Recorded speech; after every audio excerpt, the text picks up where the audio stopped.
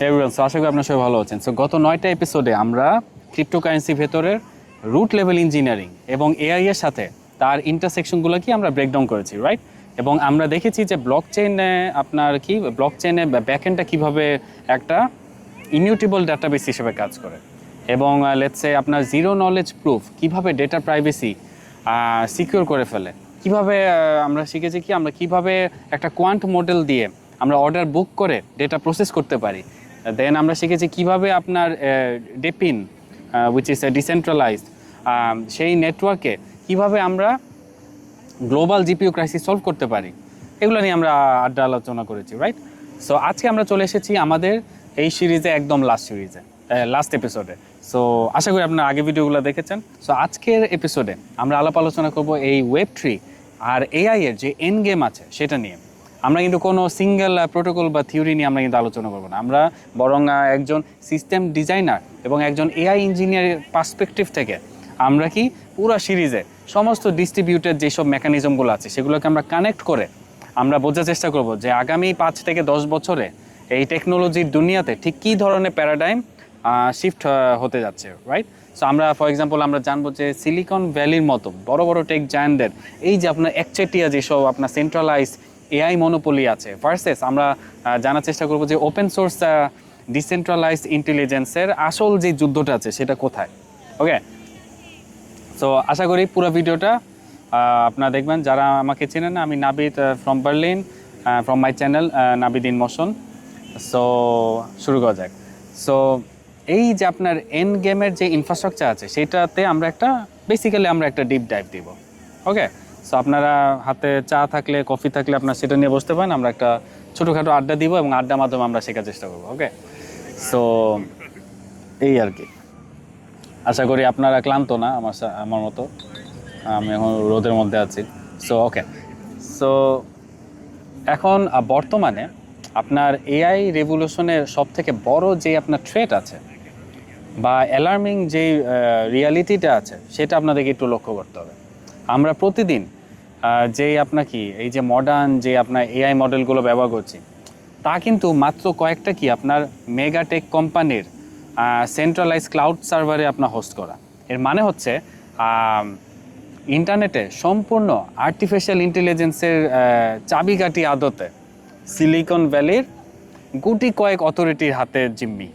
ওকে, শুনতে খারাপ লাগলেও এটা সত্যি হতে পারে আপনাদের কাছে। ওকে, সো তারা কিন্তু চাইলে যে কোনো মুহূর্তে এপিআই প্রসেসিং বাড়িয়ে দিতে পারে এবং কাস্টম যে আপনার সেন্সরশিপ আছে সেটা কিন্তু তারা বসিয়ে মডেলের ক্যাপাসিটি ডাউন করে দিতে পারে। হ্যাঁ, এটা তিক্ত হলেও কথাটা সত্যি।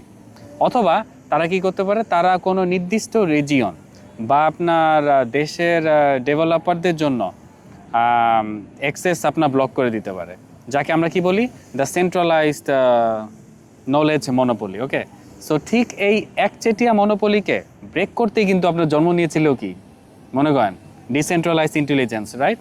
বা আপনার Web3 প্লাস এআই এর যে কনভার্জেন্স। ওকে, সো আর্কিটেকচারাল আইডিয়াটা আপনারা আরেকটু ভালোভাবে বোঝার চেষ্টা করেন। যখন আমরা ওপেন সোর্স ফাউন্ডেশনাল মডেলগুলো ফর এক্সাম্পল আপনার মেটার লামা আছে বা আপনার ওপেন রিসার্চ যেসব প্যারামিটারগুলো আছে, আগের এপিসোডগুলোতে আমরা এগুলো ডিসকাস করছি। দেন আমরা আগের এপিসোডে আমরা ডিসেন্ট্রালাইজড ফাইল প্রোটোকল নিয়েও আলোচনা করছি, রাইট? মনে আছে আশা করি, আরউইভ বা ফাইল কয়েন এইসব আর কি। এবং কি আমরা ডেপিন কম্পিউট নেটওয়ার্কের উপরে কিন্তু আমরা অনেক আলোচনা করেছি। সো এই ডেপিন কম্পিউট নেটওয়ার্কের উপর আমরা কিন্তু এগুলাকে কি করি, ডিপ্লয় করে দিই। তখন সেই আপনার এআই মডেলটি কোনো কিন্তু একটা সেন্ট্রাল ডেটা সেন্টারে আর থাকছে না, সেটি হয়ে যাচ্ছে কি সম্পূর্ণ অবিনশ্বর এবং কি সেন্সরশিপ মুক্ত। ওকে, সো নেটওয়ার্কের এই যে আপনার ক্রিপ্টোগ্রাফিক ইকোনমিক্স গ্যারান্টি আছে সেটা আর কি বেসিক্যালি গ্যারান্টি যেটা দেয় যে আপনার পৃথিবীর কোনো কর্পোরেশন বা গভর্নমেন্ট রেগুলেশন এই গ্লোবাল ওপেন সোর্স ইন্টেলিজেন্সকে নেটওয়ার্ক থেকে শাটডাউন বা ডিলিট করতে পারবে না, চাইলেও পারবে না, যতই পাওয়ারফুল হোক। অর্থাৎ জ্ঞান এবং বুদ্ধিমত্তার এই যে আপনার কমপ্লিট এই যে আপনার বিকেন্দ্রীকরণটা, এটাই মূলত আপনার ডিস্ট্রিবিউটেড ফিউচারের প্রথম আমি যদি বলি কোর পিলার। ওকে, আশা করি এতটুকু পর্যন্ত আপনারা ক্লিয়ার। ওকে, এখন আমরা আসি নেক্সট সেগমেন্টে। নেক্সট সেগমেন্টে হচ্ছে যে এই যে আমরা যে মডেলগুলা দেখছি, রাইট, এই মডেল ডিসেন্ট্রালাইজ হইলেই কিন্তু আসলে সব শেষ না। সেই গ্লোবাল নোড নেটওয়ার্ক থেকে আমরা যখন মিলি সেকেন্ডে ইনফারেন্স বা আমরা টোকেন রেসপন্স টানবো, তখন কি পেমেন্ট বা কম্পিউট কি করবে, আপনার ট্র্যাকিং করে এটারে স্কেল করবে। বাট এই স্কেলটা কিভাবে করবে, রাইট? আপনি কি প্রতিবার চ্যাট করার জন্য বা আপনার এপিআই কল করার জন্য স্ট্রাইপ বা ক্রেডিট কার্ড দিয়ে 3 সেন্টের ট্র্যাডিশনাল ট্রানজ্যাকশন প্রসেস করতে পারবেন? ব্যাংকিং নেটওয়ার্কের ফর এক্সাম্পল কি মিনিমাম ট্রানজ্যাকশন ফি আর কি আপনার ল্যাটেন্সির কারণে এটা কিন্তু প্র্যাকটিক্যালি প্রায় ইম্পসিবল হয়ে যেতে পারে, রাইট?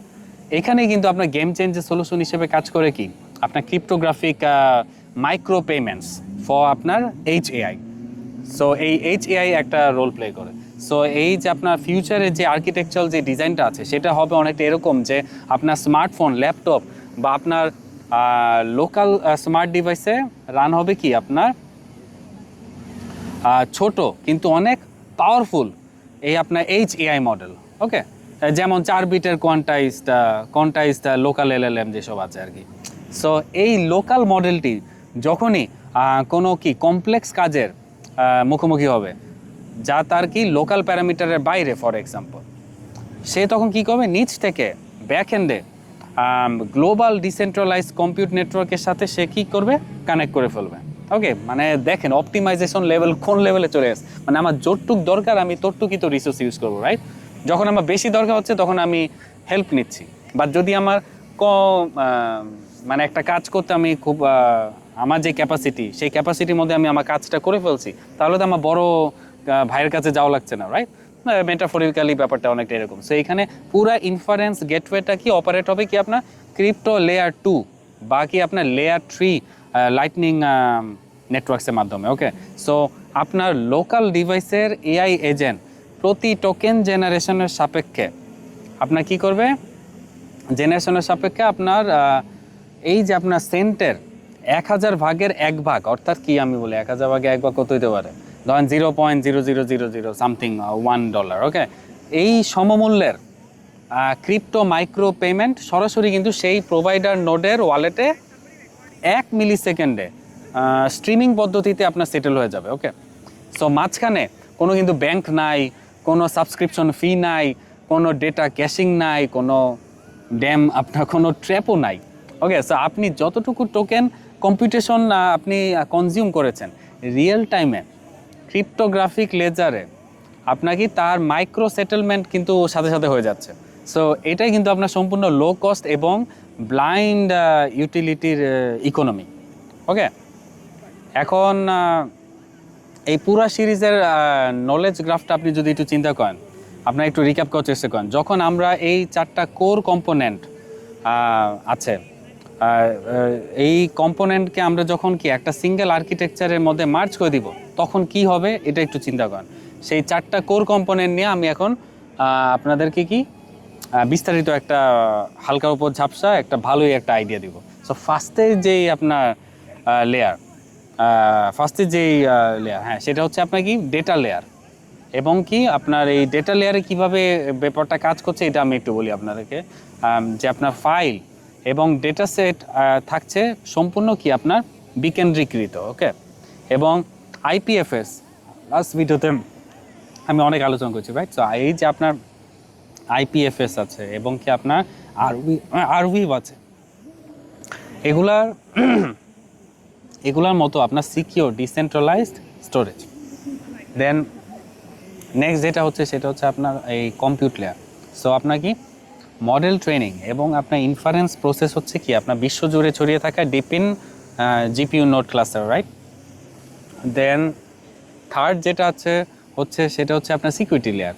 সো আপনার জিরো নলেজ প্রুফ বলেন অথবা আপনি ZKP বলেন, এই ZKP গ্যারান্টি দিচ্ছে কি আপনার কোম্পানির সিক্রেট ডেটা এবং মডেলের প্যারামিটার সম্পূর্ণ এনক্রিপ্টেড এবং কি ব্লাইন্ড। লাস্টে যেই কোর পার্ট সেটা হচ্ছে আপনার ফাইন্যান্সিয়াল যে লেয়ারটা। সো স্মার্ট কন্ট্রাক্ট কোনো মানুষের কিন্তু ইন্টারফারেন্স ছাড়াই আপনার কি স্বয়ংক্রিয়ভাবে নোড কি ওনাদের কি আপনার রিওয়ার্ড এবং এআই এজেন্টের পেমেন্ট কিন্তু সেটেল করে দিচ্ছে। এর মানে হচ্ছে যে পুরো ইন্টারনেটে এমন একটা কি ইন্ডিপেন্ডেন্ট স্বয়ংক্রিয় এআই ইনফ্রাস্ট্রাকচারের একটা কিন্তু জন্ম নিচ্ছে। ওকে, সো যা কি আপনার নিজের ব্যাংক অ্যাকাউন্ট নিজেই কিন্তু হ্যান্ডেল করে ফেলছে। সো নিজেই ইনফ্রাস্ট্রাকচার কস্ট নিজেই কিন্তু ম্যানেজ করে ফেলছে এবং কি গ্লোবাল ইউজারদের সার্ভিস দেওয়ার মাধ্যমে যে আপনার রেভিনিউ জেনারেট হচ্ছে তাও কিন্তু সেটা দিয়ে কিন্তু আপনার নিজেই কিন্তু আপনার ডিপিন ক্লাউডে থেকে কি আরও নতুন জিপিইউ কম্পিউট পাওয়ার বা আপনার কি স্টোরেজ আপনার কি লিজ নিয়ে নিজের ক্যাপাসিটি কিন্তু এক্সপ্যান্ড করে ফেলছে।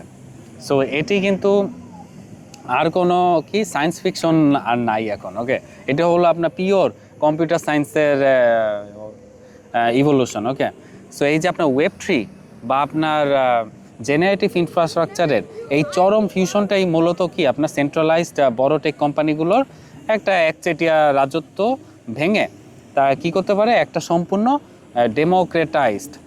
ডেমোক্রেটাইজড ওপেন সোর্স এবং কি আপনার লেটস ইন্ডিপেন্ডেন্ট গ্লোবাল ইন্টেলিজেন্স একটা কিন্তু গ্রিড তৈরি হয়ে যাচ্ছে। সো দিন শেষে আমাদের এই যে আপনার 10টা পর্ব নিয়ে আমরা যে আলাপ আলোচনা করলাম এটা মূল মেসেজটা কি এটা একটু বলতে চেষ্টা করেন। ক্রিপ্টোকারেন্সি বা আপনার এই যে ব্লক চেইন এটা কিন্তু মানে কেবল জাস্ট কয়েন ট্রেডিংয়ে বা অথবা জুয়া টুয়া না। ওকে, মানে এটা কোনো গ্যাম্বলিং না, এটা হচ্ছে আপনার একটা ডিস্ট্রিবিউটেড সিস্টেম। ওকে, যেখানে আপনার কি গেম থিওরি আছে, অ্যাডভান্স ক্রিপ্টোগ্রাফির মতো কি একটা কি অসাধারণ ম্যাথমেটিক্যাল ফাউন্ডেশনও আছে যা কি আপনার আর্টিফিশিয়াল ইন্টেলিজেন্সের সাথে ফিউজড হয়ে আপনার কি ইন্টারনেটে সম্পূর্ণ ইনফ্রাস্ট্রাকচারটা যেই ভবিষ্যৎ আছে সেটাকে আপনার চেঞ্জ করে দিচ্ছে। সো আমাদের এই ক্রিপ্টো ইঞ্জিনিয়ারিং আর এআই লিটারেসি মাস্টার ক্লাস সিরিজটি আশা করি আপনাদের কাছে অনেক ভালো লেগেছে। আমি জানি টপিকটা অনেকের জন্য অনেক কঠিন, এই জন্য আমি তেমন একটা ভিউসও পাচ্ছি না এখানে, কারণ মানুষ খুব কম মানুষ আসলে এই সম্পর্কে জানে, স্পেশালি বাংলাদেশে।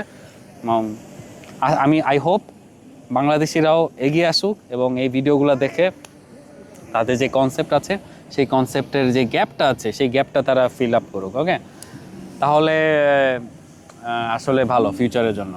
কারণ আপনারা যদি পিছিয়ে থাকেন এইসব ফিউচারিস্টিক আইডিয়াতে তাহলে আপনার আসলেই অনেক পিছিয়ে থাকবেন।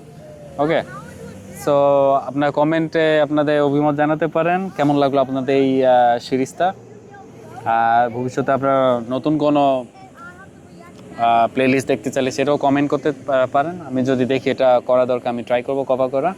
সো এই বলে আজকে ভিডিও আমি শেষ করছি। আর দয়া করে একটু লাইকও দিতে পারেন, কমেন্ট করতে পারেন, তাহলে আমি আপনাদের সাথে একটু আড্ডা দিতে পারি। কারণ আমি দেখি আমার অডিয়েন্স মনে হয় অনেক লাজুক, তারা এত বেশি ইন্টারাক্ট করে না, but it's okay, no problem.